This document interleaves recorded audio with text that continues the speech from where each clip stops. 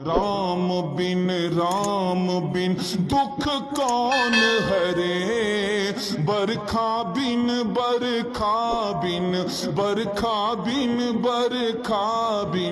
सागर कौन भरे, लक्ष्मी बिन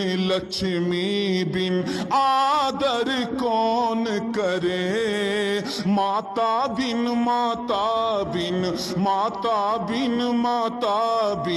भोजन कौन धरे। निकालो हर चीज के चौगुन कर लो भाई, अदद निकालो हर चीज के चौगुन कर लो भाई, दो मिला कर पंचगुन कर लो, फिर 20 का भाग लगाए, 20 का भाग लगाए, बाकी बचे को 9 गुण कर लो, फिर 2 उसमें और मिलाए। कहत कबीरा सुन भाई साधो नाम। राम जी को हम लोग वली मानते हैं, जैसे ख्वाजा अजमेरी को वली मानते हैं, कुतुबुद्दीन बख्तियारी को वली मानते हैं, उसी तरह राम को भी वली मानते हैं, कृष्ण को भी वली मानते हैं।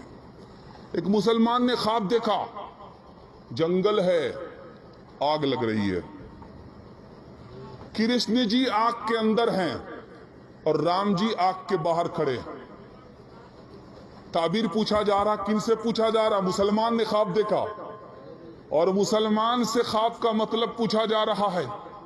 ख्वाब का मतलब बताने वाले कौन हैं? ख्वाब का मतलब बताने वाले कौन है? मिर्जा मजहर जाने जाना, मिर्जा मजहर जाने जाना के पास मुसलमान आया कि मैंने ख्वाब देखा, जंगल है, आग लग रही है और आग के बीचों बीच कृष्ण जी हैं और राम जी आग के किनारे हैं, क्या मतलब हुआ? एक मुसलमान ने कहा कि वो जहन्नम की आग है। मौलाना ने लाठी उठाया, बेअदब कहीं का, बाहर निकलो, ये इश्क की आग है, मोहब्बत की आग है, कोई अंदर है कोई बाहर है। काम करुद और लोभ का मारा जगत न आया रास, जब जब राम ने जन्म लिया तब तब पाया बनवास। तो देखा आपने कि कितनी मोहब्बत के साथ में राम का भजन पढ़ा जा रहा है। ये हैं देवबंद के मुफ्ती साद नजीब साहब। आपने खुद सुन लिया कि इन्होंने कितनी मोहब्बत के साथ राम की शान में भजन पढ़ा है। जब आप इनसे मीलाद मनाने की बात करें कि हमारे हुजूर की पैदाइश की खुशी मनाओ, मीलाद मनाओ, तो ये आपसे सवाल करते हैं कि कहाँ लिखा है मीलाद मनाना जायज़ है? कुरान में दिखाओ, हदीस में दिखाओ, दलील लेकर के आओ। यानी इनको कुरान और हदीस में मीलाद मनाने की कोई दलील नहीं मिलती, लेकिन राम की शान में भजन पढ़ने की दलील मिल जाती है। तो फिर आप खुद अंदाज़ा लगा लें कि इनकी मुनाफिकत कितने आला दर्जे की है। उसके अलावा इसने जो अशार पढ़े हैं उसका जुमला कुछ यूँ था कि राम के सिवा राम बिन दुख कौन हरे, यानी राम के सिवा कौन है जो हमारे दुखों को दूर करने वाला है, यानी कि राम ही हैं जो हमारे दुखों को दूर करते हैं। उर्दू में कहें तो राम जो हैं वो मुश्किल कुशा हैं। लेकिन आपको मालूम होगा कि यही देवबंदी जब इनके सामने आप हज़रत अली को मुश्किल कुशा कहें, गौसे आज़म को मुश्किल कुशा कहें और रसूलुल्लाह सल्लल्लाहु तआला अलैहि वसल्लम को मुश्किल कुशा कहें, तो यही देवबंदी आपके ऊपर शिर्क का फतवा लगाते हैं। ये कहते हैं कि अल्लाह के सिवा कोई मुश्किल कुशा नहीं हो सकता, अल्लाह के सिवा कोई किसी की मुश्किल दूर नहीं कर सकता।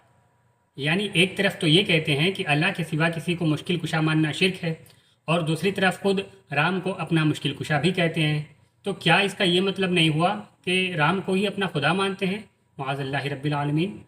इसीलिए हमारे उलमा आपको इस बात से मना करते हैं कि बदमज़हबों की सोहबत से ख़ुद को बचाइए, इनसे दूरी इख्तियार कीजिए, इनके साथ ना बैठें, इनसे ताल्लुक़ ना रखें, क्योंकि आपको पता भी नहीं चलेगा कि कब किस पॉइंट पर ये आपको गुमराह कर दें। जैसा कि आप खुद देख सकते हैं कि जब ये शख्स भजन पढ़ रहा था तो इसके आसपास और भी देवबंदी मौलवी बैठे हुए थे और उन सब को कोई प्रॉब्लम नहीं थी, क्योंकि उन सब की नज़र में ये बात जो हो रही है वो सच हो रही है, हक हो रही है, वो इसी को अपना सच मानते हैं। رسول اللہ کی محبت میں میلاد تو نہیں ہو سکتا کیونکہ قرآن میں اور حدیث میں دلیل نہیں ہے، لیکن رام کی شان میں بھجن ضرور ہو سکتا ہے، اس کی دلیل ان کے پاس مل گئی ہوگی۔ اور نبی کریم صلی اللہ تعالیٰ علیہ وسلم نے فرمایا کہ انسان آخرت میں اسی کے ساتھ ہوگا جس سے وہ محبت رکھتا ہے، تو پھر آپ سمجھ سکتے ہیں کہ ان کا انجام کیا ہونے والا ہے۔ اللہ تعالیٰ ہم سب کو حق کہنے، حق سننے اور حق پر چلنے کی توفیق عطا فرمائے۔ السلام علیکم ورحمۃ اللہ وبرکاتہ۔